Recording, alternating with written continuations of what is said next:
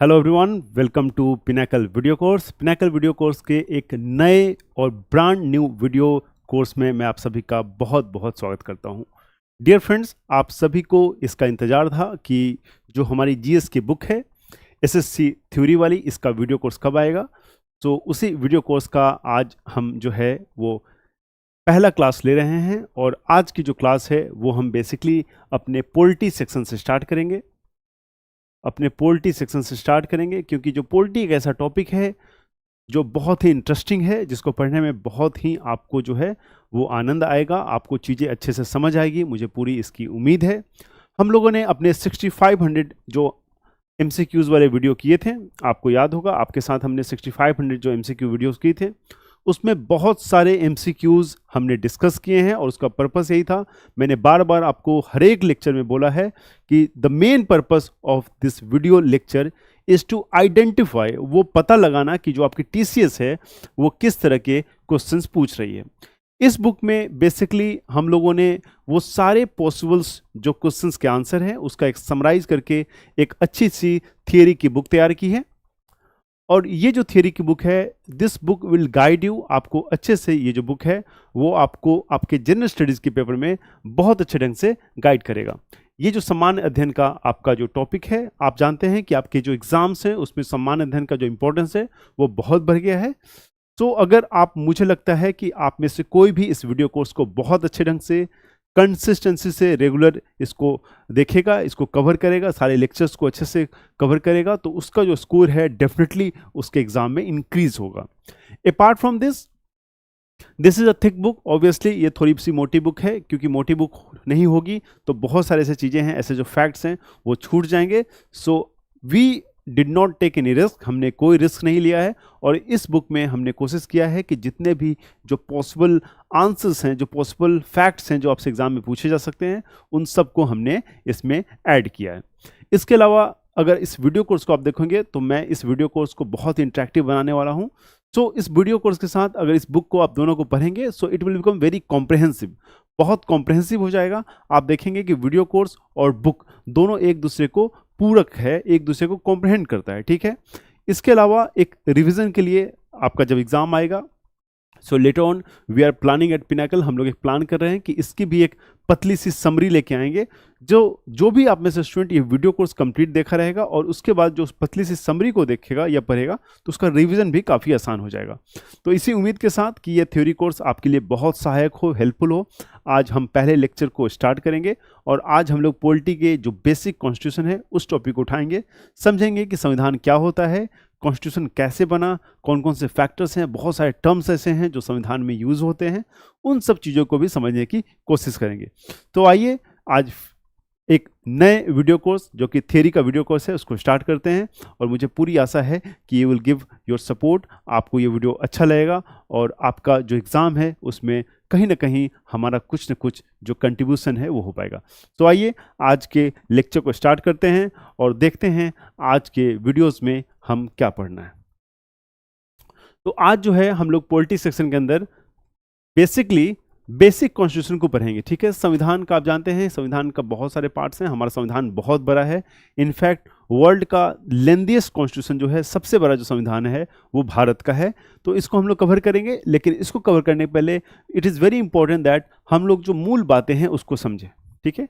Constitution की जो basic चीज़ें हैं उसको समझना बहुत जरूरी है। It is very important to understand the basic of constitution before we proceed. तो बेसिक ऑफ कॉन्स्टिट्यूशन आज करेंगे और उसके बाद धीरे धीरे जैसे जैसे हम आगे बढ़ेंगे हम बहुत सारे अलग अलग चीज़ों को देखेंगे, बहुत सारे चीज़ों को समझेंगे। आपको पता है कि हमारे इंडिया में पार्लियामेंट्री सिस्टम ऑफ गवर्नमेंट है, पार्लियामेंट्री सिस्टम ऑफ गवर्नमेंट है। तो इस सिस्टम के अंदर जितने भी जो हमारा कॉन्स्टिट्यूशन है that is incline towards the parliamentary system of government, ठीक है। जो पार्लियामेंट्री सिस्टम ऑफ गवर्नमेंट है उसके प्रति इंक्लाइन है हमारा कॉन्स्टिट्यूशन। तो उसी के संदर्भ में जो भी चीज़ें हम पढ़ेंगे हमारे कॉन्स्टिट्यूशन में, आप देखेंगे कि पार्लियामेंट्स वाले जो रिलेटेड टर्म्स हैं वो आपको देखने को मिलेंगे और आपके एग्जाम में ऐसे प्रश्न आपके हमेशा मैंने देखा है कि आपसे पूछा गया है। तो आइए देखते हैं, let's move to our first slide. और आपके फर्स्ट स्लाइड में हमारा जो खूबसूरत सा संविधान है वो आपको देखने को मिलेगा। So this is the first page of our constitution, हमारा जो कॉन्स्टिट्यूशन है उसका जो फ्रंट पेज है वो यही है. This is the constitution, beautiful constitution, and this is Ashok स्तंभ, this is the symbol, this is the national symbol of our country. Okay, so आइए देखते हैं हमें क्या पढ़ना है. सो कॉन्स्टिट्यूशन क्या है? अगर आपसे ये पूछा जाए कि व्हाट इज कॉन्स्टिट्यूशन तो क्या होगा जवाब? सो देखिए, कॉन्स्टिट्यूशन का जो यहाँ पे बेसिक डिफिनेशन लिखा है कि constitution is the basic principles and laws. ठीक है, it is a basic principle and laws of a nation, of a state और a social group that determines the power and duties of the government and guarantee certain rights to the people. This is the simple definition. एक ये simple परिभाषा है. वो कहता है किसी राष्ट्र, राज्य या सामाजिक समूह के बुनियादी सिद्धांत और कानून को जो सरकार की शक्तियां और कर्तव्यों का निर्धारण करती है. ठीक है, शक्तियां और कर्तव्य मतलब क्या हुआ? आपके जो राइट्स हैं और आपके जो ड्यूटीज़ हैं उसको क्या निर्धारित करता है? वो संविधान उसको निर्धारित करता है. जिस तरह आपको पता है कि पार्ट 3 फंडामेंटल राइट्स जो है, जो मूल अधिकार है, वो हमें संविधान से मिला है, और हमें जो मूल कर्तव्य है हमारा वो भी हमें संविधान देता है. ठीक है, सो क्या कह रहा है कि सिद्धांत और कानून जो सरकार की शक्ति और कर्तव्यों को निर्धारित करते हैं और इसमें लोगों को कुछ अधिकारों की गारंटी दी जाती है. ये जो है ये बेसिक आपका डिफिनेशन है कॉन्स्टिट्यूशन का. ठीक है, कॉन्स्टिट्यूशन का जो बेसिक परिभाषा है वो यही है कि जो बेसिक प्रिंसिपल्स हैं और लॉ है किसी देश के, वो संविधान में निहित होता है. वो हमें कॉन्स्टिट्यूशन सिखाता है. जो बेसिक लॉज हैं जिससे आपका देश चलने वाला है, आपका स्टेट चलने वाला है, आपकी कम्युनिटी, आपकी ग्रुप चलने वाली है, वही क्या होता है? वो कॉन्स्टिट्यूशन होता है. ठीक है, क्लियर है? और इसमें जो क्या है, इसमें राइट्स जो है और आपके पावर एंड ड्यूटीज के बारे में डिटेल्ड वे में चीजें मेंशन होती हैं. ठीक है, समझ गए क्लियर कॉन्स्टिट्यूशन क्या है? It is the basic principles and laws of a nation, state और social group that determines the power and duties of the government. ठीक है, ड्यूटीज ऑफ द गवर्नमेंट. तो आइए आगे चलते हैं, नेक्स्ट स्लाइड में देखते हैं क्या कह रहा है. It is considered partly flexible and partly rigid. ठीक है, संविधान को हम लोग फ्लेक्सिबल भी कहते हैं और पार्सली रिजिड भी कहते हैं.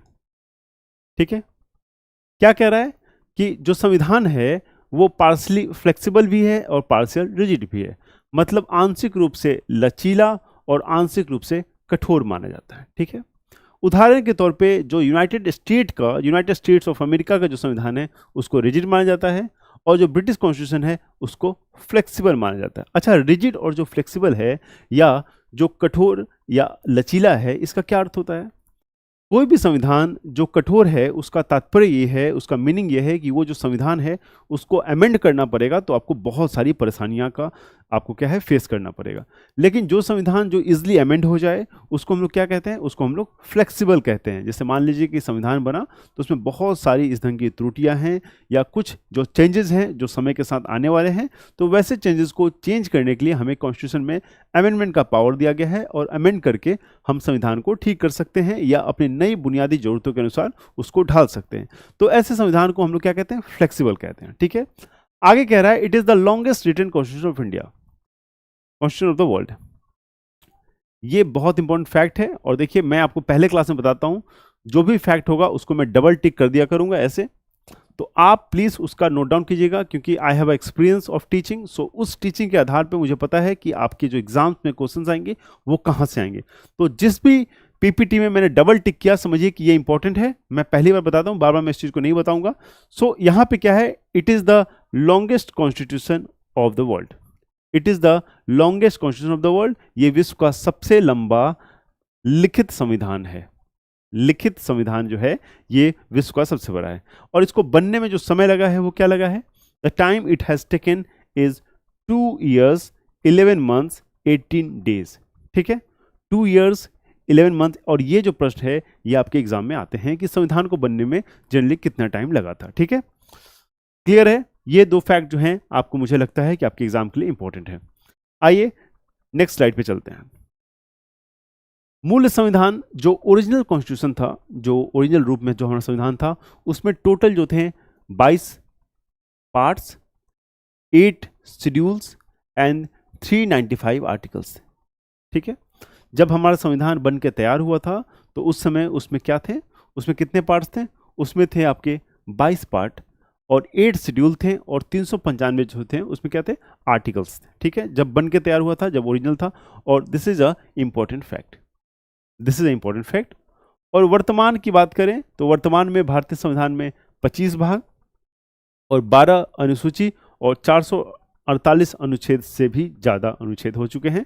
ठीक है, 448 articles in 25 parts and 12 schedules. ठीक है, तो ये भी एक फैक्ट जो है ये इंपॉर्टेंट है, ये भी एक फैक्ट है, ये इंपॉर्टेंट है। ठीक है, let's move to next slide.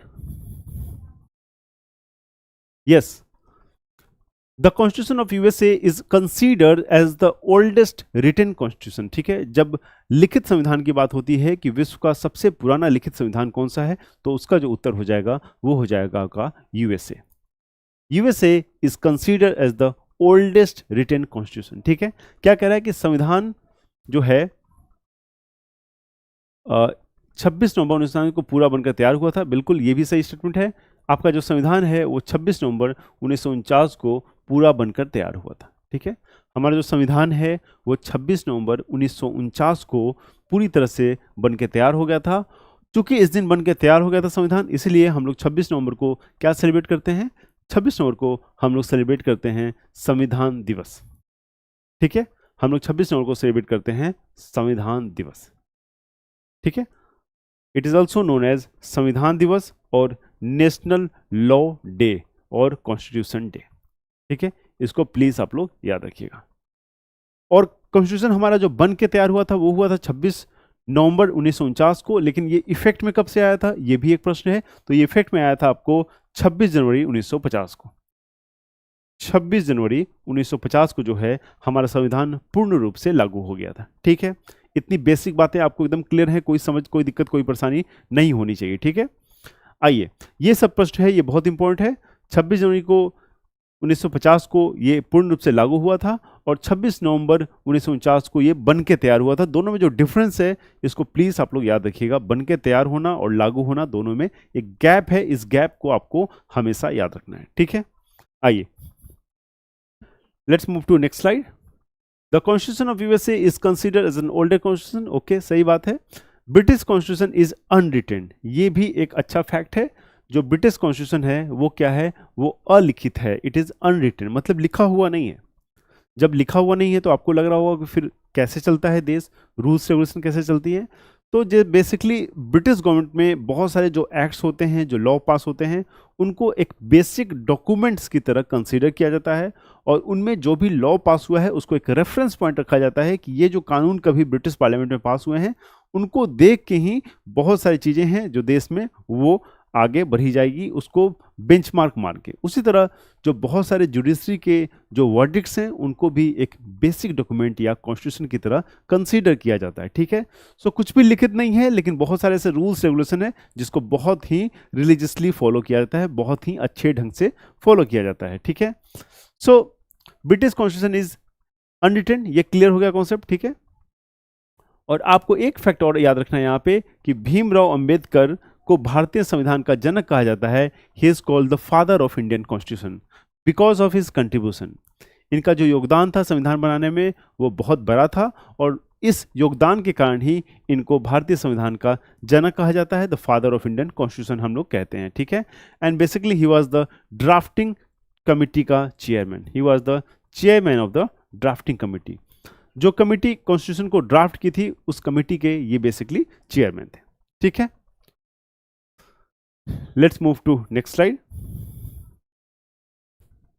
Yes, so major features of constitution of India. Bharat के संविधान को अगर कुछ मेजर फीचर्स आप देखें तो आपके सामने ये सारे फैक्ट्स निकल के आते हैं।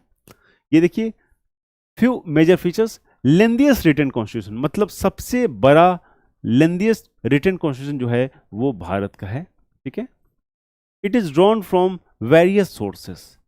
वेरियस सोर्सेज मतलब बहुत सारे स्रोतों से इसको लिया गया है, बहुत सारे स्रोतों से इसको लिया गया है। जैसे कि आप देखें, जुडिशियल रिव्यू का जो प्रोसीजर है वो अमेरिका से लिया गया है, पार्लियामेंट्री सिस्टम का जो प्रोसीजर है वो ब्रिटिश से लिया गया है। इसी तरह इमरजेंसी के प्रोविजन, गवर्नर के प्रोविजंस, बहुत सारे ऐसे प्रोविजंस है वो अलग अलग देश से, यूएसएसआर हो, आपका कैनेडियन हो, फ्रेंच हो, आयरिश हो, हर एक कंट्री से जो महत्वपूर्ण प्रोविजंस थे जो हमारे अनुकूल थे, जो भारत के जो इन्वायरमेंट थे उसके अनुकूल जो भी प्रोविज़न जो हमारे जो संविधान निर्माता थे उनको दिखे, उन सारों को इन्होंने इंडियन कॉन्स्टिट्यूशन में क्या किया, इनकॉर्पोरेट किया। ठीक है।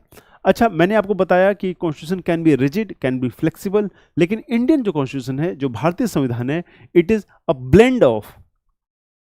Blend of rigidity and flexibility. ठीक है। कठोरता और लचीलापन का जो है ये मिश्रण है। अब आप सोच रहे होंगे कि ये कैसे हो गया। देखिए, इंडियन कॉन्स्टिट्यूशन में क्या है कि जो स्टेट्स हैं हमें उन्हें फुल फ्रीडम है, आपको जैसे जो लगता है करो। तो ये क्या हो गया, ये आपका लचीलापन का एग्जाम्पल हो गया। लेकिन जैसे ही सेंटर को लगता है कि स्टेट जो है वो मनमाना कर रहा है, तो सेंटर क्या होता है, वो कठोर हो जाता है। इसका क्या उदाहरण है कठोर का? कठोर का एक बहुत अच्छा एग्जाम्पल है, वो है आपका इमरजेंसी प्रोविजन। इमरजेंसी प्रोविजन जो आपातकालीन की स्थिति है, वो जो है एक कठोर संविधान का पहचान है। क्योंकि जब भी कुछ ऐसा होता है तो जो संविधान में जो पावर दिए गए हैं सेंटर को, जैसे कि आर्टिकल 356, तो उस आर्टिकल का इस्तेमाल करके सेंटर क्या करता है, सेंटर जो है स्टेट में जो है ये इमरजेंसी का जो है घोषणा कर देता है, और उससे हमारा जो संविधान है वो क्या बन जाता है, वो कहीं ना कहीं कठोर बन जाता है। ठीक है, कहीं ना कहीं कठोर बन जाता है। तो हमारा संविधान हमारे देश का जो डिमांड था, हमारे जो कंट्री का डिमांड था, उसको देखते हुए हमारे संविधान को बेसिकली दोनों का मिक्सचर बनाया गया। कठोर भी, लचीलापन, मतलब आमतौर पे लचीलापन, लेकिन समय आने पे कठोर हो जाए। कैसे हमारे पेरेंट्स होते हैं, हमेशा लचीलापन रहते हैं, ठीक है, हम जो भी करते हैं करने देते हैं, लेकिन जैसे ही हमारी बदमाशी स्टार्ट होती है उनका कठोर रूप हमें देखने को मिलता है। शायद कहीं ना कहीं ऐसे ही चीज़ों को, ऐसे इन्वायरमेंट को इंडिया में देखते हुए हमारे संविधान को कठोर और लचीलापन दोनों का बेंड करके एक अलग तरह का संविधान बनाया गया। ठीक है। सो नेक्स्ट पॉइंट जो है वो क्या है कि एकात्मक पूर्वाग्रह के साथ संघीय व्यवस्था।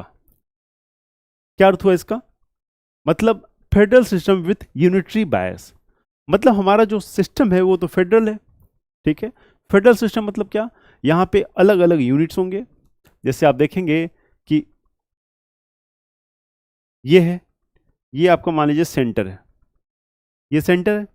तो यहां पे अलग अलग जो हैं, यहां पे ये सेंटर है, तो यहां पे अलग अलग जो हैं वो क्या होंगे, यूनिट्स होंगे। अलग अलग यूनिट्स होंगे। इन अलग अलग यूनिट्स के अपने अपने पावर होंगे अपने एरिया में, इनको कोई छेड़छाड़ नहीं करेगा। तो ये क्या हो गया, it is a federal system, it is a federal system. ठीक है।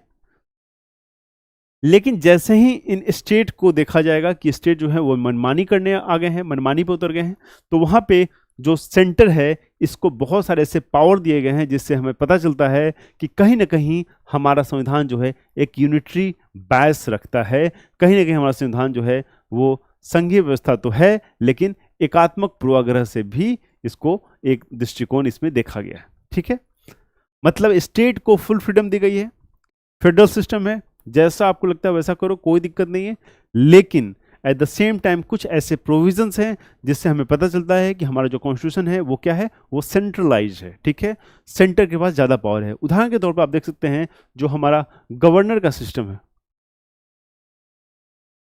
जो गवर्नर का सिस्टम है वो क्या है, it is an example of unitary बायस। क्यों? क्योंकि सेंटर जो है आपके राज्यपाल को आपको सिलेक्ट करता है और उसको हर एक स्टेट में भेज देता है। तो ये क्या है, it is an example of unitary bias. Plus इसके अलावा जो ऑल इंडिया सर्विस है, IAS IPS, इनको कौन सिलेक्ट करता है, इनको सिलेक्ट करता है एक सेंटर एजेंसी जिसको हम लोग कहते हैं UPSC।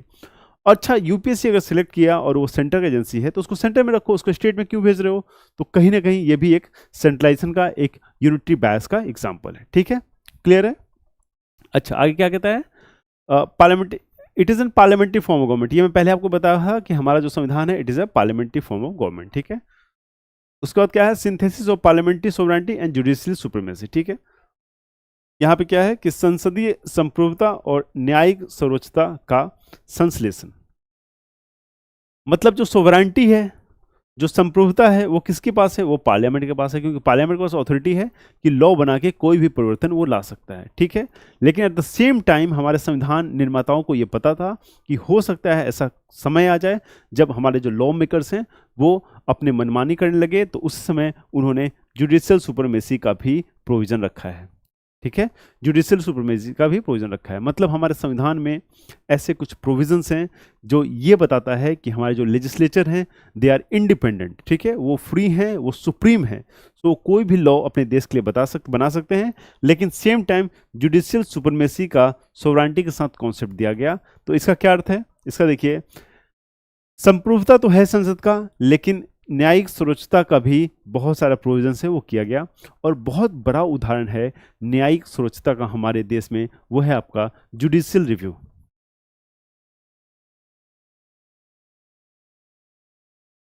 जुडिशियल रिव्यू जो है वो बहुत अच्छा एग्जाम्पल है हमारे देश में न्यायिक जो सर्वोच्चता है उसका, ठीक है। मतलब अगर पार्लियामेंट में कोई भी ऐसा कानून बनता है जो कहीं से अपीयर हो कि वो डिस्टॉर्टेड है, एक गलत इंटेंशन के साथ बनाया गया है, आपका जो मकसद था उस कानून बनाने के पीछे वो गलत था, तो सुप्रीम कोर्ट को इतनी पावर दी गई है, सुप्रीम कोर्ट की सुप्रीमेसी इतनी है कि वो उस लॉ का जुडिशियल रिव्यू कर सकता है और उसको खारिज और निरस्त कह सकता है, ठीक है, क्लियर। और उसके बाद क्या है, rule of law. It is the rule of law, our constitution talks about rule of law, मतलब हमारा जो संविधान है वो कहता है कि यहाँ एकमात्र अधिकार होगा, वो किसका होगा, वो कानून का होगा। कानून का अधिकार का मतलब होता है कि जो भी उसके सामने लोग हैं वो सब बराबर हैं, कोई में कोई जो डिफरेंस है वो नहीं होगा। सो रूल ऑफ लॉ यही कहता है कि कानून का राज होगा और हर एक इंसान उसके लिए क्या होगा, बराबर होगा, ठीक है, क्लियर है, यस। तो main features of constitution of India, जो संविधान है उसके प्रमुख विशेषताएं क्या क्या हैं वो हम लोग देख रहे हैं, ठीक है। इंटीग्रेटेड एंड इंडिपेंडेंट जुडिशरी, ठीक है, integrated and independent judiciary. Integrated कैसे, ठीक है, एकीकृत और स्वतंत्र न्यायपालिका की बात हो रही है। तो हमारे संविधान में जो कॉन्स्टिट्यूशन है आप जानते हैं कि वो नीचे से स्टार्ट होता है, कहाँ से स्टार्ट होता है, वो सबऑर्डिनेट कोर्ट से स्टार्ट होता है, सबऑर्डिनेट से स्टार्ट होता है, फिर क्या हो जाता है, फिर डिस्ट्रिक्ट हो जाता है, फिर हाई कोर्ट हो जाता है, और फिर क्या हो जाता है, सुप्रीम कोर्ट हो जाता है। So this is an example of एकीकृत न्यायिक व्यवस्था, ठीक है, नीचे से स्टार्ट होता है और सुप्रीम कोर्ट तक प्रोविजन है। और क्या लिखा गया है, इंडिपेंडेंट जुडिशरी। जो हमारी जुडिशरी है वो इंडिपेंडेंट है और उसमें जो हमारे लेजिस्लेचर्स हैं, हमारे जो एग्जीक्यूटिव्स हैं, उनका कोई भी हस्तक्षेप नहीं है। सो कहीं ना कहीं संविधान को इस मामले में भी स्ट्रांग बनाया गया है, मजबूत बनाया गया है कि कभी भी अगर कोई एक विंग, कोई एक वर्ग, लेजिस्लेचर, एग्जीक्यूटिव, कोई भी इस संविधान को डिस्टॉर्ट करने का प्रयास करे तो उसके लिए हमारे इंडिपेंडेंट जुडिशरी है जो कि अनबायस्ड होके हमारे कॉन्स्टिट्यूशन को प्रोटेक्ट करती है, ठीक है। So this is the also a beautiful feature of our constitution. और एकीकृत और स्वतंत्र जो न्यायपालिका है वो हमारा संविधान का एक विशेषता है, ठीक है। दूसरा है मौलिक अधिकार। हमारा कॉन्स्टिट्यूशन पार्ट 3 में हमें मौलिक अधिकार प्रदान करता है, मतलब फंडामेंटल राइट्स। जो भी सिटीजन है इंडिया के उन सभी को फंडामेंटल राइट्स दिया गया है पार्ट 3 के अंतर्गत। और उस फंडामेंटल राइट के उल्लंघन के समय आप उन फंडामेंटल राइट्स को रीइंफोर्स कराने के लिए आप सुप्रीम कोर्ट भी जा सकते हैं आर्टिकल 32 के अंतर्गत, ठीक है। सो सुप्रीम कोर्ट के अप्रोच करना जो है वो भी दोस्तों वो एक आपका फंडामेंटल राइट ही है आर्टिकल 32 के अंदर। तो देखिए संविधान निर्माताओं के पास कितना माइंड ब्यूटीफुली उन्होंने अप्लाई किया कि उन्होंने ये बताया कि आपका जो अधिकार का हनन होगा तो उसके रीइंफोर्समेंट के लिए आप कोर्ट जा सकते हो, और जो प्रोसेस है कोर्ट जाने का इसको भी एक फंडामेंटल राइट उन्होंने बनाया आर्टिकल 32 के अंतर्गत। तो कितनी खूबसूरती से हमारे संविधान को बनाया गया, हर एक प्रोविजन को बहुत सोच समझ के इंक्लूड किया गया सो दैट जो सिटीजन है इस देश के उनको कोई भी परेशानी ना हो, ठीक है। उसके बाद क्या है, directive principles of state policy, ठीक है। पार्ट 4 में क्या किया गया, directive principles of state policy, मतलब बहुत सारे ऐसे चीज़ें हैं जो फंडामेंटल राइट्स के थ्रू अप्लाई नहीं हो सकते हैं, उनका क्रियान्वयन नहीं हो सकता है। सो बहुत सारे ऐसे चीज़ें हैं जो स्टेट को करना चाहिए, उन सारों को हमने कहाँ डाला, राज्य के नीति निर्देशक सिद्धांत में, ठीक है। Directive principle of state policy talks about all those principle which state is obliged to adhere to, ठीक है। स्टेट को, राज्यों को उनका पालन करना है, ये सब जो हैं वो राज्य के नीतिक निर्देशक सिद्धांत के अंतर्गत आपको देखने को मिलेंगे। इसके अलावा मौलिक कर्तव्य जानते हैं आप लोग, मौलिक कर्तव्य भी हमारे पास आ गए हैं। टोटल आज हमारे संविधान में 11 मौलिक कर्तव्य हैं, और आपको मैंने पहले भी बताया है कि जो स्वर्ण सिंह कमेटी थी उसके रिकमेंडेशन पे हमारे जो मौलिक कर्तव्य हैं हमारे संविधान में जोड़े गए हैं, ठीक है। तो ये भी आपको ध्यान रहेगा, मौलिक कर्तव्य भी जो है एक संविधान का इंटीग्रेटेड पार्ट है, ठीक है। और क्या विशेषताएं हैं, और आपका विशेषता है इंडियन सेकुलरिज्म। हमारा जो संविधान है वो क्या है, वो धर्म निरपेक्षवाद में विश्वास करता है। ठीक है, मतलब किसी भी धर्म को विशेष जो ट्रीटमेंट है वो नहीं देता है, और इसके लिए सारे सारे जो धर्म है वो क्या है, वो बराबर है। So Indian constitution is a secular constitution. ठीक है, it is a secular constitution. ठीक है, और अगला जो मेन फैक्ट है वो है यूनिवर्सल एडल्ट फ्रेंचाइज। ठीक है, क्या है universal adult franchise? Universal adult franchise का मतलब है कि all those above 18 are entitled to vote in the election. जितने भी लोग हैं, जितने भी सिटीजन हैं जिनकी उम्र 18 से ज़्यादा है, वो किसी भी इलेक्शन में जो है वोट देने के लिए, जो भी इलेक्शन है, जो पब्लिक इलेक्शन है, उसमें वोट देने के लिए एलिजिबल है। ठीक है, सो ये हमने प्रमुख विशेषताएं जो हैं वो हम डिस्कस कर रहे हैं हमारे संविधान की। ठीक है, आइए major features of constitution of India, जो कुछ और विशेषताएं हैं वो देखते हैं। हमारा संविधान जो है it talks about single citizenship. Single citizenship, ठीक है। उदाहरण के तौर पे हमारे इंडिया में एक ही आधार कार्ड बनता है जिसपे लिखा होता है गवर्नमेंट ऑफ इंडिया। कोई भी ऐसा आधार कार्ड नहीं बनता है जिसमें लिखा हो government of Tamil Nadu, government of Gujarat, government of West Bengal, ऐसे कोई भी आधार कार्ड नहीं बनते हैं। वहीं पे आप दूसरी तरफ अमेरिका में देखेंगे, यूएसए में, तो वहाँ पे ड्यूअल सिटीजनशिप है। यहाँ पे जो है वो ड्यूअल सिटीजनशिप है, दोहरी जो नागरिकता है वो मिलती है। जितने भी स्टेट्स हैं यूएसए में उसकी नागरिकता अलग से होती है और यूएसए की जो नागरिकता है वो अलग से होती है। खैर बहरहाल हमारे संविधान की जो एक विशेषता है वो क्या है, वो है ड्यूअल, ये है single citizenship against the dual. ठीक है, it is a single citizenship, एकल नागरिकता। ठीक है, उसका क्या है, इंडिपेंडेंट बॉडीज। हमारे संविधान में बहुत सारे ऐसे बॉडीज हैं जिसको इंडिपेंडेंट बनाया गया है। For example election commission of India,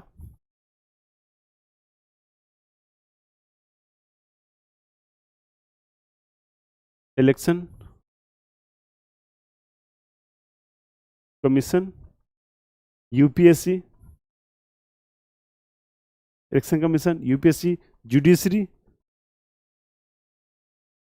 judiciary. तो ये सब सर्टेन जो प्रोविजंस है हमारे संविधान को बहुत खूबसूरत बनाते हैं। क्यों खूबसूरत बनाते हैं? क्योंकि बहुत सारे ऐसे बॉडीज हैं जो कॉन्स्टिट्यूशनल बॉडीज हैं और उनको इंडिपेंडेंट पावर है और गवर्नमेंट उसमें कोई भी इंटरवीन नहीं करती है। तो ये भी अपने आप में एक संविधान की खूबसूरत चीज़ है हमारे। ठीक है, उसका देखिए इमरजेंसी प्रोविजंस। हमारे संविधान का एक इंटीग्रेटेड पार्ट है इमरजेंसी प्रोविजंस। मैंने आपको 3 तरह के इमरजेंसी बताए थे। Article 3, article 352, 356 and 360। ठीक है, 3 तरह के आर्टिकल मैंने बताए थे। 352 जो है वो नेशनल इमरजेंसी है, 356 जो है वो स्टेट इमरजेंसी है। ये वही स्टेट इमरजेंसी है जब संविधान क्या हो जाता है, रिजिड हो जाता है और स्टेट कभी भी जो सेंटर के बताए हुए रास्ते हैं उससे से भटकता है, उस पर नहीं चलता है, तो वो 356 का लागू हो जाता है। It is called state emergency. और जो 360 है it is called financial emergency, it is called वित्तीय आपातकाल जो है वो 356 है। तो ये जो सारे प्रोविजंस है वो इमरजेंसी प्रोविजंस है और हमारे संविधान के अंतर्गत इसमें सारे आर्टिकल में ये लिखा गया है। ठीक है, और क्या है, क्या है, त्रिस्तरीय सरकार, सहकारी समितियां आदि। ठीक है, हमारे यहाँ 3 टायर ऑफ गवर्नमेंट है। ठीक है, 3 टायर ऑफ गवर्नमेंट है और कोऑपरेटिव सोसाइटी के बारे में भी हमारे संविधान में विस्तृत रूप से चीज़ें जो है वो मेंशन है। ठीक है, हमारे यहाँ पंचायती राज भी काम करती है ग्राम सभा लेवल पे, फिर स्टेट गवर्नमेंट भी काम करती है और सेंटर में तो सेंट्रल गवर्नमेंट काम करती ही है। हाल ही में जो कोऑपरेटिव सोसाइटी है उसको संवैधानिक दर्जा भी दे दिया गया है, ये भी आपको याद रखना है। और जो कोऑपरेटिव सोसाइटी है, जो आपकी जो ये सहकारी समितियाँ हैं, now it is a part of fundamental right. ठीक है, now it is a part of fundamental right. ठीक है, आइए नेक्स्ट स्लाइड को देखते हैं और देखते हैं कि हमारे संविधान की और भी चीज़ें क्या क्या हैं, वो हम लोग डिटेल में पढ़ेंगे। ठीक है, सो हम लोगों ने बेसिक कॉन्स्टिट्यूशन को समझा कि कॉन्स्टिट्यूशन क्या है, हमारा कॉन्स्टिट्यूशन कैसे दूसरों से अलग है, कितना रिजिड है, कितना फ्लेक्सिबल है, कितनी डिपेंडेंस है, जुडिशरी के पास कितनी पावर है हमारे संविधान में, ये सब चीज़ों को हमने देखा। और अभी जो है हम लोग कुछ टर्मिनोलॉजी को देखेंगे जो कि बहुत इंपॉर्टेंट है। ठीक है, कुछ शब्दावली जो है हमारे संविधान में जो कि इंपॉर्टेंट है और उसको डिटेल से समझेंगे और कोशिश करेंगे कि एक अच्छी समझ बनाए, सो दैट जब एग्जाम में आपके कोई क्वेश्चन आए तो उसमें ये आपको परेशान ना करें। ओके, तो क्या कहता है लोकतंत्र, डेमोक्रेसी। चूंकि हमारा जो संविधान है एक डेमोक्रेटिक प्रिंसिपल पे बेस्ड है, हमारा जो देश है वहाँ डेमोक्रेसी है, तो इस चीज़ को समझना बहुत जरूरी है कि बेसिकली ये डेमोक्रेसी जो है क्या, ये डेमोक्रेसी जो है वो किस चिड़िया का नाम है, ये है क्या, ये कैसे काम करता है। तो डेमोक्रेसी देखिए, सबसे पहले ये समझना जरूरी है कि डेमोक्रेसी का अर्थ क्या होता है। और डेमोक्रेसी जो है वो एक ग्रीक शब्द से आया है। डेमोक्रेसी जो है it comes from a Greek word, ठीक है, डेमोस, इसका मतलब होता है पीपल, एंड क्राटोस मतलब पावर, मतलब लोगों का पावर, सत्ता जो है लोगों के बारे में, ये ग्रीक वर्ड जो दो है ये इसको बताता है। और इसी शब्दों से निकल के हमारा आया है लोकतंत्र यानी कि डेमोक्रेसी, ठीक है। So democracy is the power of the people, ठीक है। क्या है लोकतंत्र? लोकतंत्र है लोगों की शक्ति, ऐसा सिस्टम जहां पे लोगों के पास शक्तियां हो, kind of system where people are powerful, they take the decision, they elect their representative, this system basically is called democracy. ऐसे जो व्यवस्था है उसको हम लोग लोकतंत्र कहते हैं, ठीक है। So as we know, India is a populated country and India is the largest democracy in the world. विश्व का सबसे बड़ा जो लोकतंत्र है वो कौन है? वो हमारा भारत है, हमारा प्यारा सा Bharat. It is the largest लोकतंत्र ऑफ द वर्ल्ड, ठीक है। और सेकेंड लार्जेस्ट कौन सा हो गया? तो second largest is the America. जो यूएसए है it is the second largest लोकतंत्र ऑफ द वर्ल्ड, ठीक है। सेकेंड लार्जेस्ट जो है आपका क्या हो जाएगा? वो आपका अमेरिका है, ठीक है। आइए, सो टाइप्स ऑफ डेमोक्रेसी देख लेते हैं कि टाइप्स ऑफ डेमोक्रेसी क्या होते हैं, ठीक है। लोकतंत्र के जो प्रकार होते हैं ये देखना बहुत जरूरी है क्योंकि इसके भी बहुत सारे प्रकार हैं। तो बेसिकली अगर हम एक मोटा मोटी देखेंगे, एक बेसिक देखेंगे, तो डेमोक्रेसी के दो प्रकार होते हैं। एक आपका हो जाएगा डायरेक्ट डेमोक्रेसी और दूसरा रिप्रेजेंटेटिव डेमोक्रेसी, ठीक है। तो डायरेक्ट डेमोक्रेसी में क्या, डायरेक्ट डेमोक्रेसी में लिख रहा है a system in which the people hold sovereignty and make decision directly, ठीक है। मतलब जो संप्रभुता है उसको लोग ही संप्रभुत होते हैं और उसको चलाने वाले भी वही लोग होते हैं, ठीक है। ये जो पीपल है, ये जो हैं, ये डायरेक्ट यही संप्रभुत है और सोवरिन है और यही जो है डिसीजन लेके डायरेक्टली चलाते हैं। इसका बहुत बढ़िया एग्जांपल है डायरेक्ट डेमोक्रेसी का हमारा ग्राम सभा। आप अपने गांव में देखते होंगे ग्राम सभा है, वो बहुत अच्छा एग्जाम्पल है डायरेक्ट डेमोक्रेसी का, क्योंकि उसके जो लोग होते हैं वही मिलके ग्राम को चलाते हैं, वही डिसीजन लेते हैं और वही सोवरेन होते हैं, ठीक है।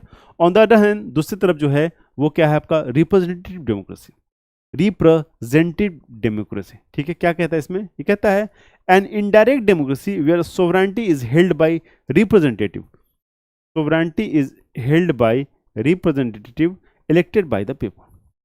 यस, इसका बेस्ट एग्जांपल जो है वो हमारा है इंडिया, ठीक है, वो है इंडिया। हम अपने एमएलए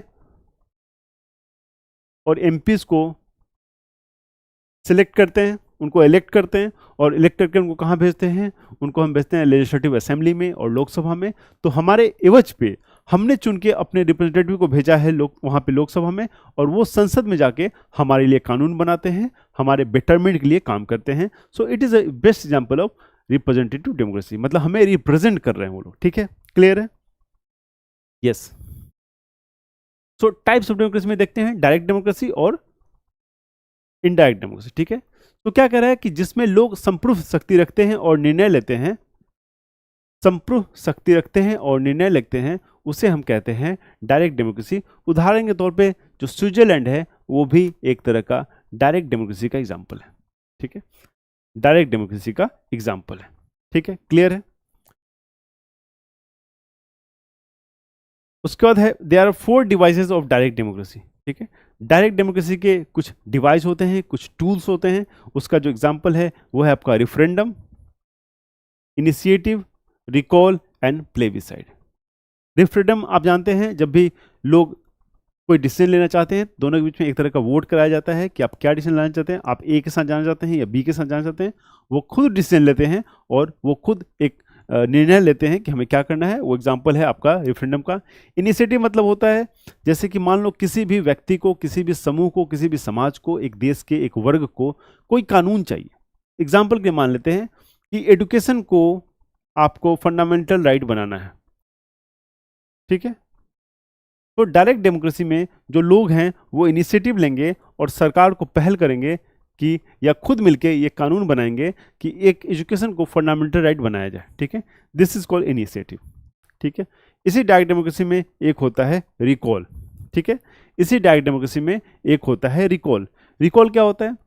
जब भी आप ऐसे रिप्रेजेंटेटिव को लोकसभा में या हाउस में, संसद में भेजें जिससे आप संतुष्ट नहीं हैं, तो उसको आप लोग फिर से बुला सकते हैं। मतलब जरूरी नहीं है, आप देखेंगे हमारे इंडिया में जो हमारा रिप्रेजेंटेटिव डेमोक्रेसी है, हम जब एक बार मेंबर ऑफ पार्लियामेंट को संसद में भेज देते हैं तो 5 साल के पहले तो उनको बुलाने का कोई रास्ता ही नहीं है, ठीक है।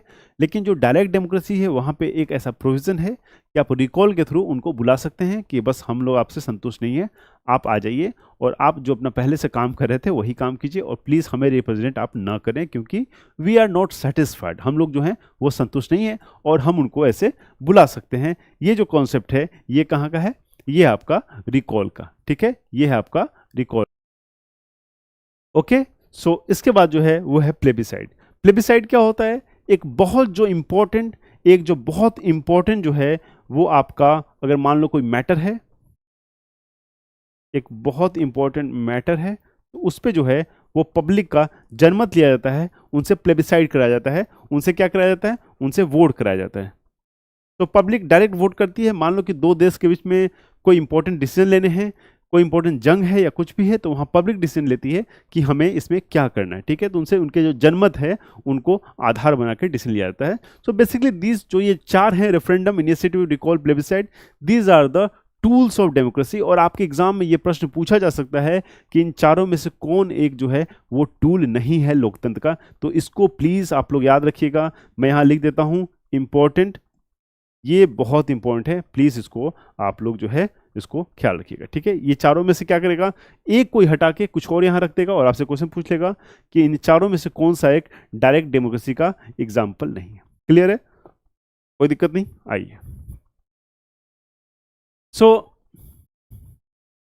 रिप्रेजेंटेटिव डेमोक्रेसी जो है वो एक तरह का इनडायरेक्ट डेमोक्रेसी है, जिसके बारे में हमने डिस्कस किया है। प्रतिनिधि लोकतंत्र जो अप्रत्यक्ष रूप से लोकतंत्र काम करता है। तो इसमें क्या लिखा है कि in which representatives elected by the people of the country make the decision, ठीक है। Representative in elected by the people, ये कौन से रिप्रेजेंटेटिव है? ये हैं आपके एमपीज, एमएलएज, ठीक है। Make the decision, example India, ठीक है, जिसमें देश के जनता द्वारा निर्वाचित प्रतिनिधियों के द्वारा निर्णय लिया जाता है, ठीक है। एग्जाम्पल के तौर पे भारत जो है वो बहुत ही सटीक एग्जाम्पल है। क्लियर है? कोई दिक्कत नहीं है? ओके। सो रिपब्लिक क्या है? रिपब्लिक जो है वो एक गणतंत्र, ये क्या है ये आपको बताना है। So a form of government in which the head of the state is elected directly और indirectly for a fixed tenure. Republic क्या है? रिपब्लिक जो है सरकार का एक रूप जिसमें एक निश्चित कार्यकाल के लिए प्रत्यक्ष या अप्रत्यक्ष रूप से राज्यों का मुखिया जो है वो चुना जाता है। Yes, the president of India is elected indirectly by an electoral college for a term of 5 years. So हमारा जो प्रेसिडेंट है वो 5 साल के लिए चुने जाते हैं इलेक्टोरल कॉलेज द्वारा। So this is an example of republic, ठीक है। So we are republic because we have president और the people of the India choose president indirectly for 5 years, ठीक है। So this is example of republic being गणतंत्र, ठीक है। तो गणतंत्र का अर्थ ही होता है कि आपका एक नॉमिनल हेड हो, आपका जो हेड हो जिसके नाम पे आपके देश के जो सारे कार्य हैं वो चलते हो। So head of the state is elected directly और indirectly for a fixed tenure, it is called example of republic, ठीक है। Yes, the post of the president of India is hereditary. Bharat के राष्ट्रपति का जो पद है वंशानुगत नहीं हुए, ठीक है। मतलब आप देखेंगे कि जो ब्रिटेन है, जो ब्रिटिश की महारानी है, वो वंशागत वहां पे वंश के थ्रू जो है वहां पे रिपब्लिक चल रहा है। एक का जो रानी का बेटा है वो, उनके जो बच्चे हैं वो वही वहां पे किंग या क्वीन बनते हैं। लेकिन इंडिया में ऐसा नहीं है। इंडिया में क्या है? You have to fight the election and then you will become the president. So Bharat के राष्ट्रपति का जो पद है वो वंशानुगत नहीं है। गणतंत्र दिवस वह दिन है जब भारत 26 जनवरी 1950 को भारत के संविधान के प्रभाव में आने की तारीख को मनाता है, ठीक है। आपको मैंने पहले ही बताया है कि 26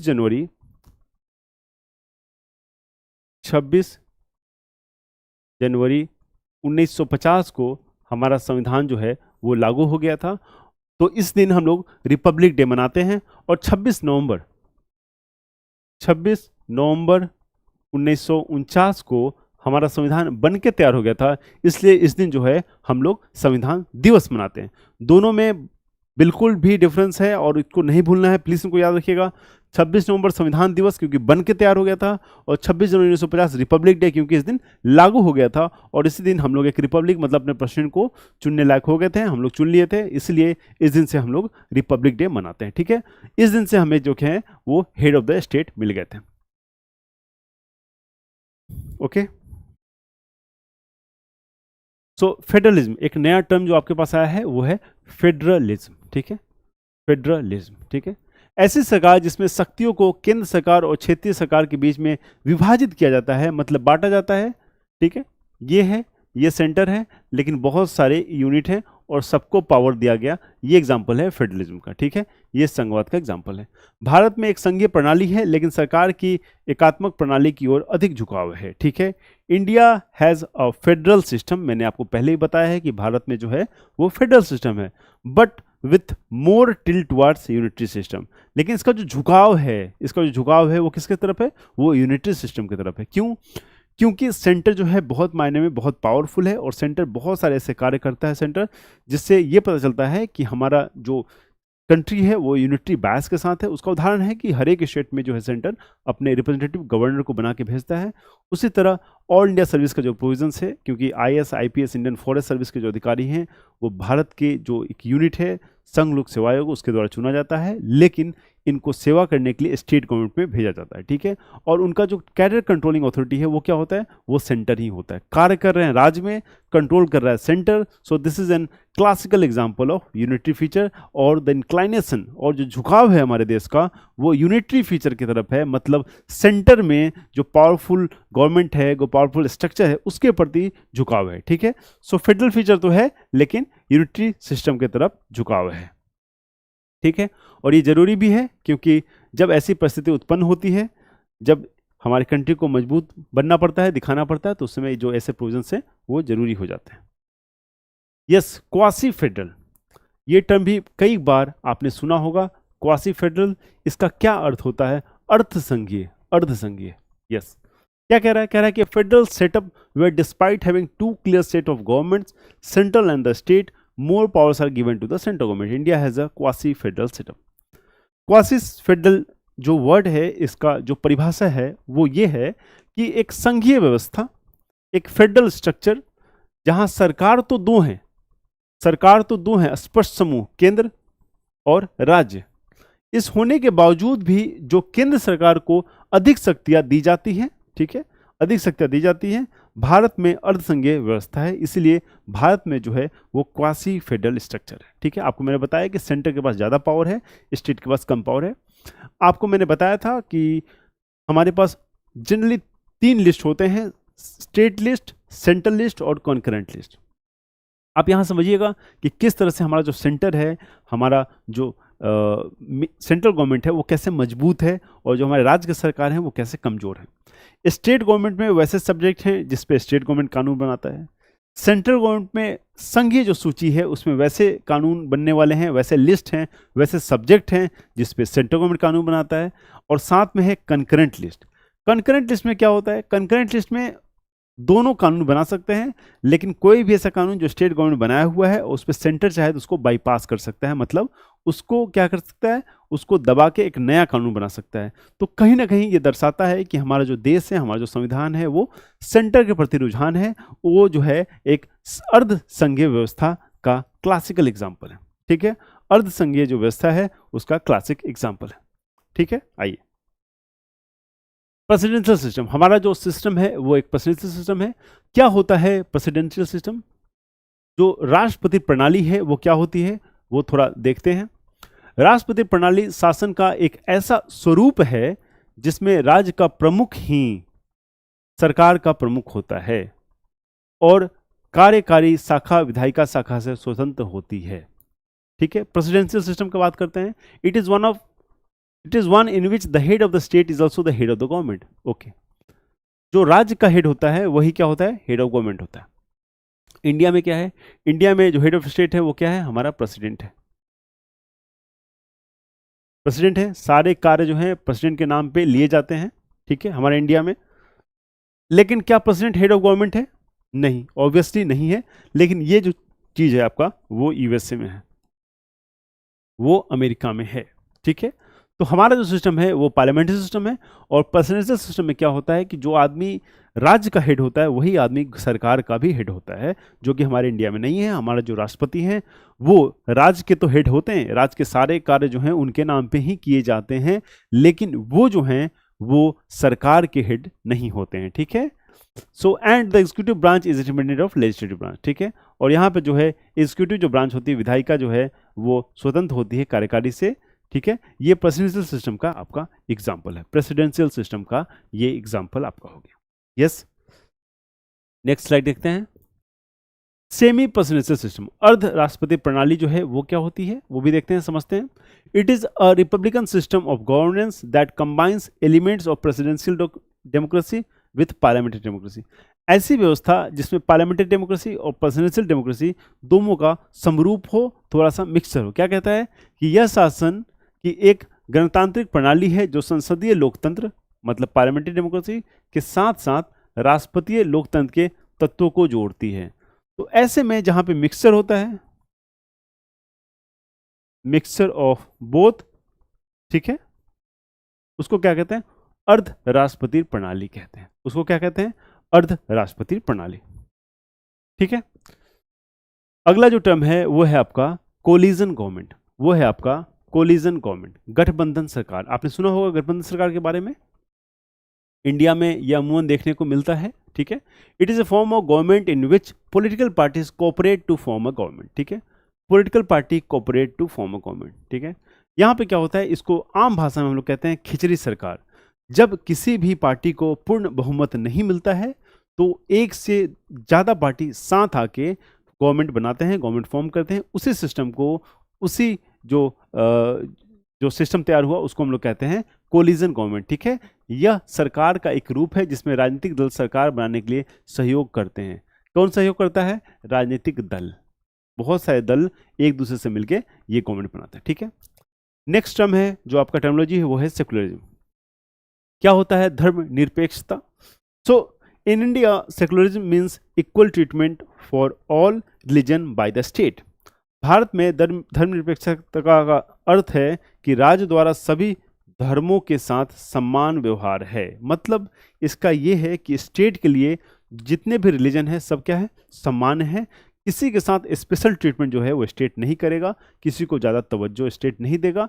इसका अर्थ यह भी है कि स्टेट का अपना कोई रिलीजन नहीं है, ठीक है।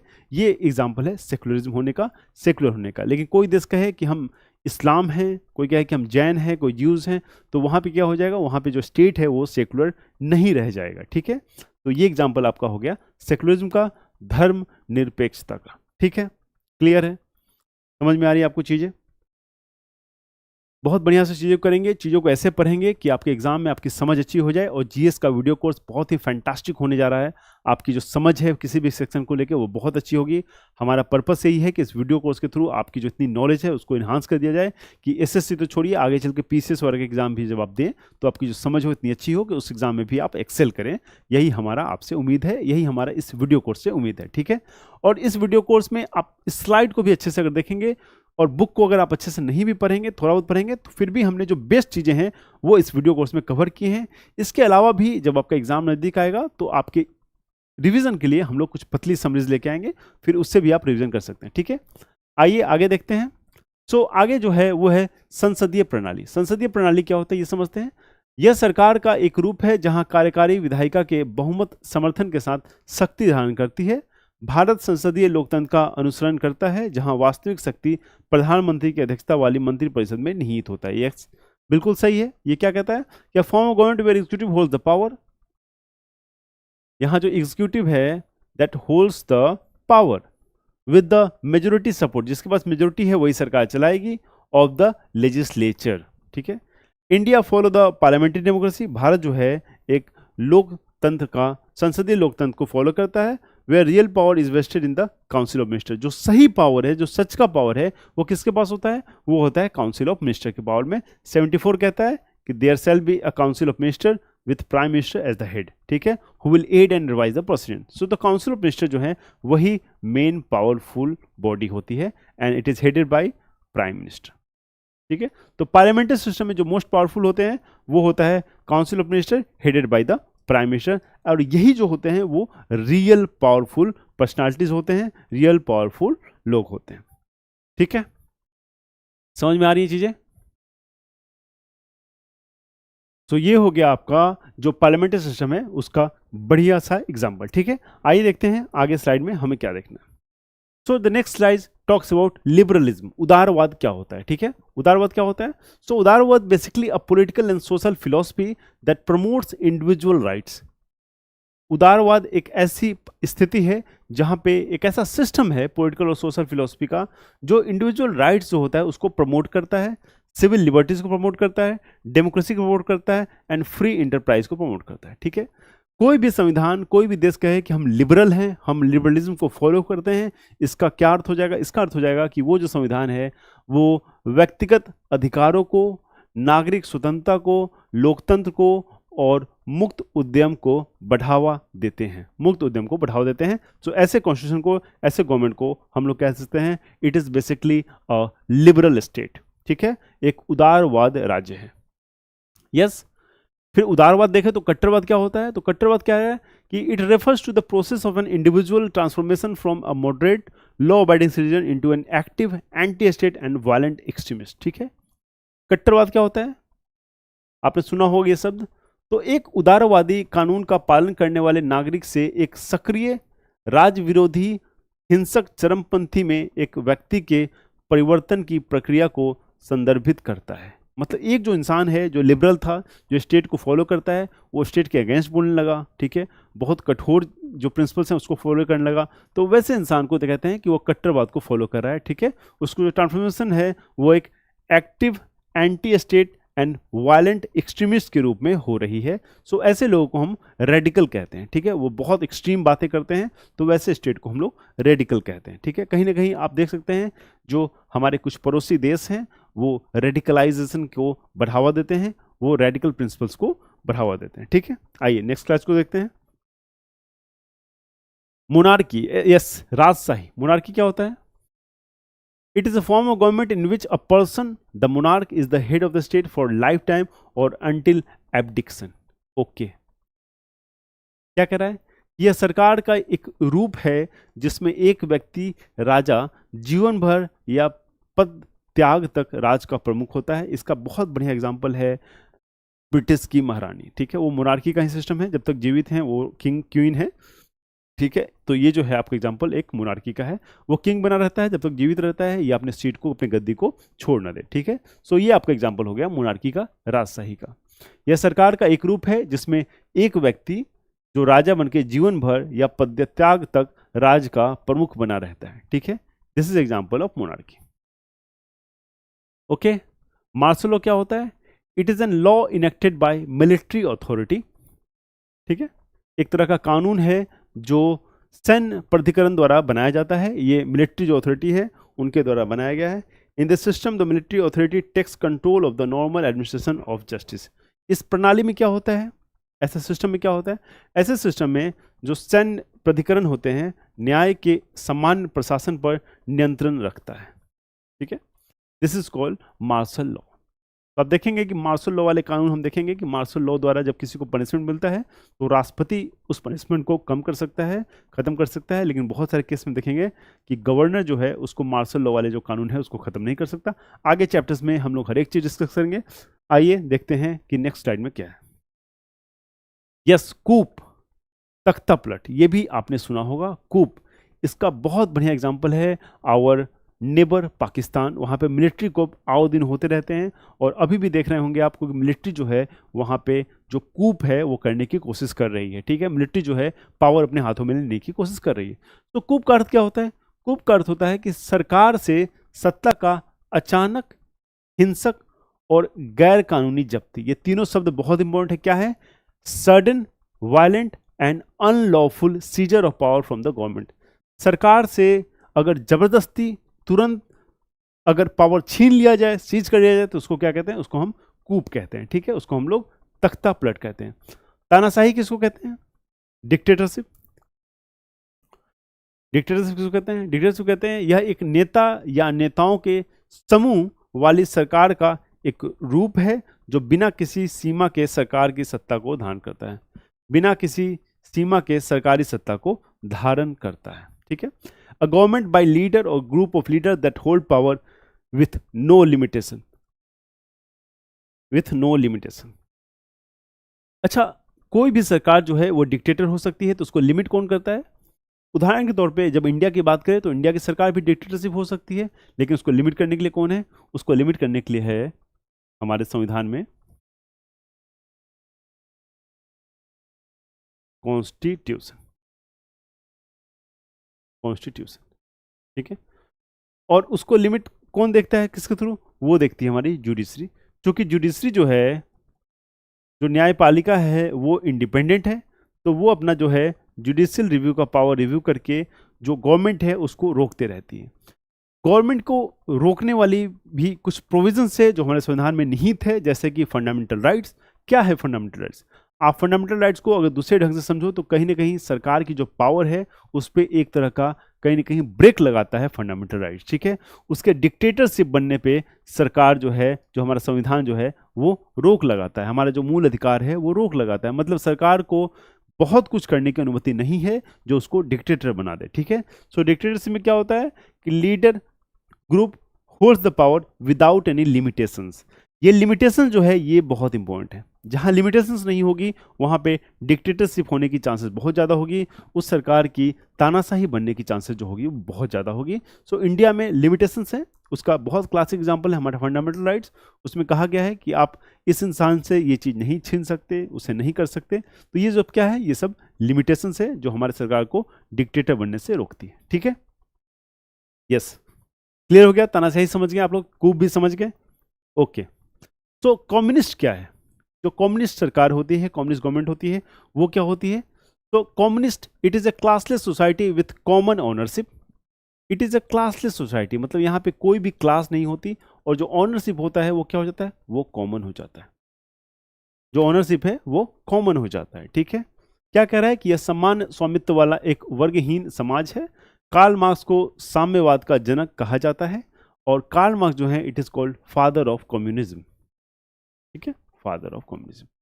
सो कम्युनिस्ट में क्या होता है? कोई भी जो प्रॉपर्टी है वो क्या हो जाएगा? वो कॉमन प्रॉपर्टी हो जाएगा।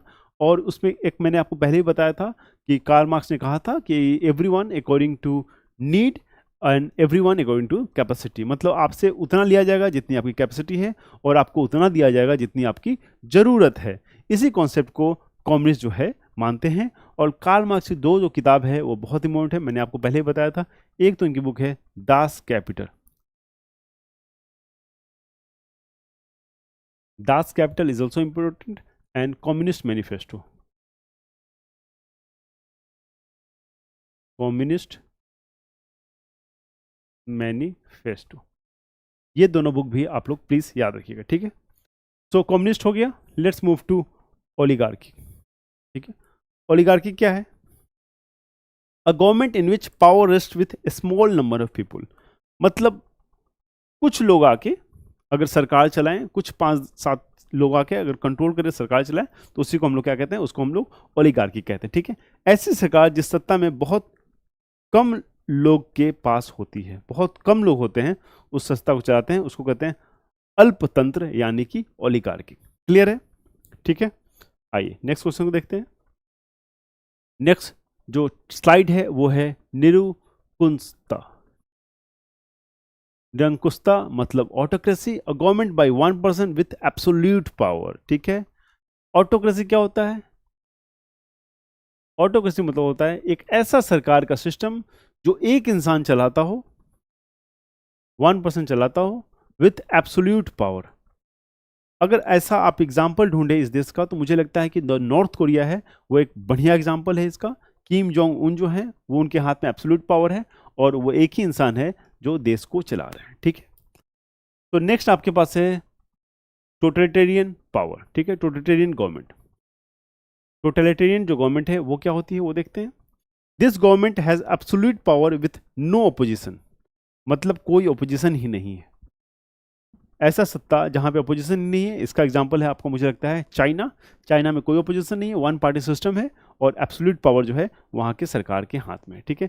इस सरकार में बिना किसी विरोध के साथ पूर्ण शक्ति होती है, मतलब एक दलीय तानाशाही होती है, एक ही पार्टी होता है, एक ही पार्टी सिस्टम होता है, वही जीतता है, वही सरकार चलाता है। उसको क्या कहते हैं? Totalitarian system. उसको कहते हैं हम लोग टोटलिटेरियन सिस्टम। ओके, रिट, ये भी बहुत इंपॉर्टेंट टर्म है और आपके जो प्रश्न है इससे आपको देखने को आपने देखा है, जो क्वेश्चंस वाले वीडियो कोर्स है उसमें बहुत सारे रिट्स के प्रश्न जो हैं पॉलिटी सेक्शन में हमने किया था, मैंडमस, क्वेरेंटो, ये सब जो प्रश्न है वो आते थे। तो रिट क्या है? रिट समझते हैं। सर्वोच्च न्यायालय अनुच्छेद 32 या उच्च न्यायालय अनुच्छेद 226, इन दोनों का जिक्र मैंने अपने हर एक क्लास में किया है, अनुच्छेद 32 और अनुच्छेद 226। तो सर्वोच्च न्यायालय अनुच्छेद 32 और अनुच्छेद 226 के एक लिखित आदेश जो भारतीय नागरिकों के लिए उसके मौलिक अधिकारों के उल्लंघन के खिलाफ संवैधानिक कष्ट निवारण या समाधान का आदेश देता है, उसको हम लोग क्या कहते हैं? उसको हम लोग कहते हैं रिट, ठीक है, उसको हम लोग कहते हैं रिट। क्या कह रहा है?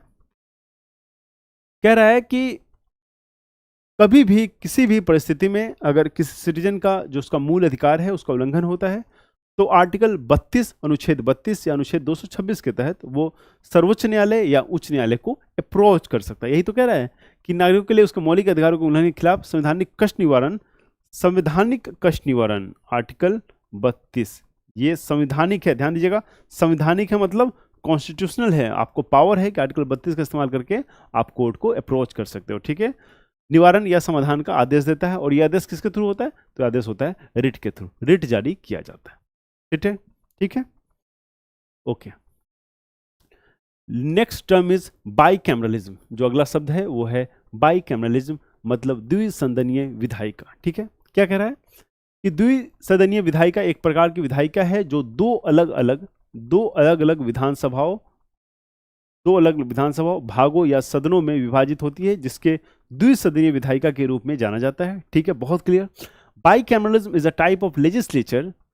ए टाइप क्या है? ए टाइप ऑफ लेजिस्लेचर, मतलब लोकसभा, राज्यसभा लेजिस्लेचर है, स्टेट असेंबली और काउंसिल वो भी लेजिस्लेचर है। कह रहा है कि जो भी संसद होते हैं जहां आपके रिप्रेजेंटेटिव बैठते हैं उसकी बात हो रही है। सो बाईकैमरलिज्म ऐसा एक सिस्टम है जहां पे the legislature is divided into two separate assemblies, chambers और houses known as bicameral legislature, ठीक है। उदाहरण के तौर पे लोकसभा एंड राज्यसभा, तो ये क्या है? This is example of bicameralism, ठीक है। बहुत सारे स्टेट में आप देखेंगे कि दो हाउस होता है, लेजिस्लेटिव असेंबली और लेजिस्लेटिव काउंसिल। जो असेंबली होता है या जो लोकसभा होता है इसको कहते हैं लोअर हाउस, और जो राज्यसभा होता है या जो लेजिस्लेटिव काउंसिल होते हैं उसको कहते हैं अपर हाउस। तो वहाँ पे नॉमिनेटेड मेंबर जाते हैं, और जो लोकसभा होता है या जो असेंबली होते हैं वहाँ पे इलेक्टेड लोग जानते हैं, जिसके इलेक्शन हम लोग जनरल इलेक्शन जो होता है उसमें हम खुद वोट करके उनको वहाँ भेजते हैं। क्लियर है? बाईकैमरलिज्म समझ में आ गया, ठीक है, यस।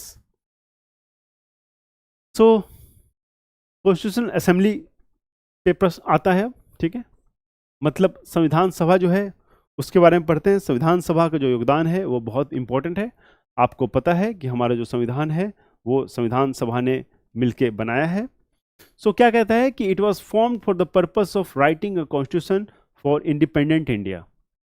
क्या कह रहा है कि it was formed with a purpose to write a constitution for independent India, मतलब इसका जो जन्म हुआ था वो क्यों हुआ था? तो इसका जो जन्म हुआ था वो हुआ था संविधान लिखने के उद्देश्य से। संविधान लिखने के उद्देश्य से जो इसका जन्म है वो हुआ था। डॉक्टर सच्चिदानंद सिन्हा संविधान सभा के पहले अस्थायी अध्यक्ष थे। प्लीज इसको मार्क कर लीजिएगा, ये इंपॉर्टेंट क्वेश्चन है।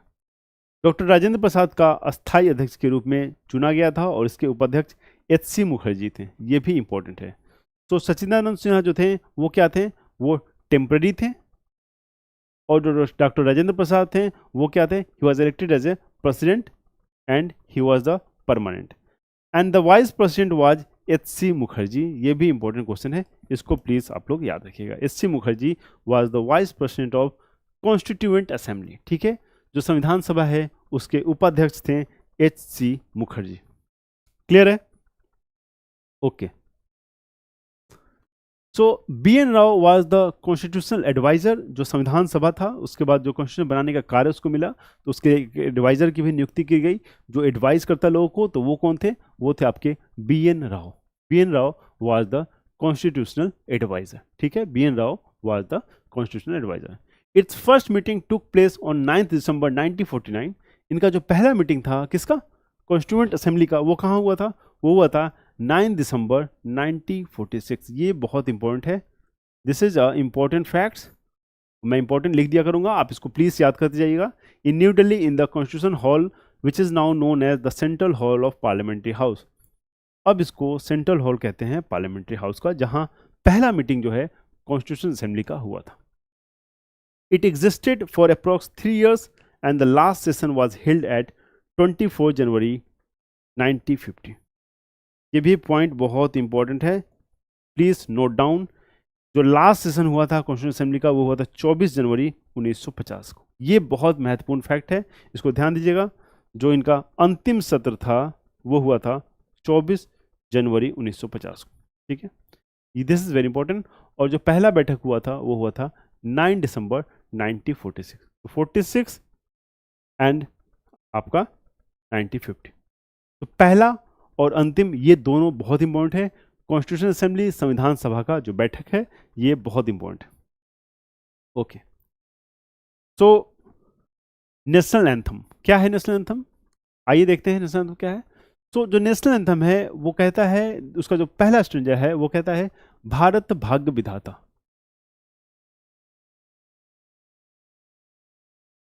भारत भाग्य विधाता was adopted in its Hindi version by the Constitutional Assembly of India as a national anthem.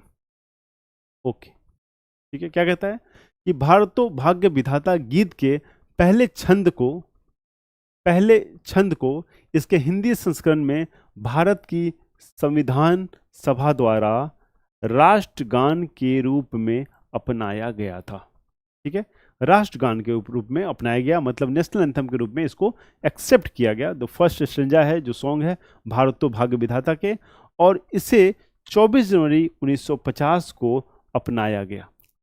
ये प्रश्न इंपॉर्टेंट है और ये प्रश्न जो है आपसे एग्जाम में पूछा जाएगा, ठीक है, ये प्रश्न जो है आपसे एग्जाम में पूछा जाएगा और पूछा जाता है कि हमने नेशनल एंथम को किस दिन अपनाया था। सो जिसकी जो रचना है इसको किसने की थी, रविंद्रनाथ टैगोर ने, और मूल रूप से बंगला भाषा में इसकी रचना की गई थी। So it was compose originally in Bangla by Rabindranath Tagore, ठीक है, रविंद्रनाथ टैगोर।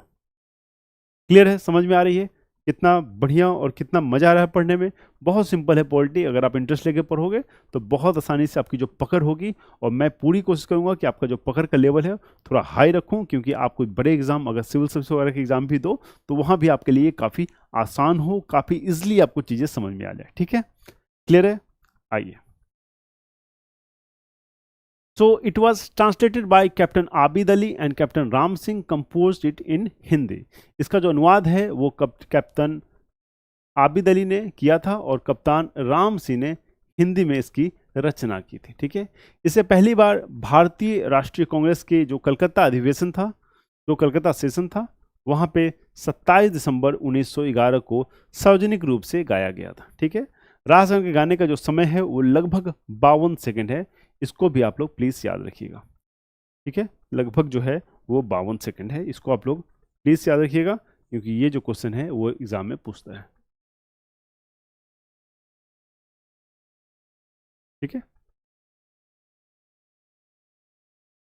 तो इट वाज फर्स्ट पब्लिकली संग ऑन 27 दिसंबर 1911। जो ऑफिशियली इसको पहली बार गाया गया था वो 27 दिसंबर 1911 को गाया गया था। कहाँ पे? कलकत्ता का जो सेशन हुआ था वहाँ पे। आपसे प्रश्न पूछा जाएगा कि पहली बार नेशनल एंथम को किस सेशन में गाया गया?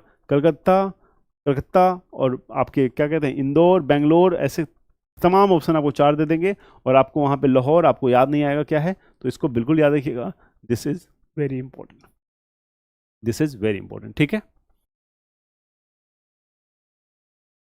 Yes, so Vande Mataram was adopted as national song of India and 24 January 1950।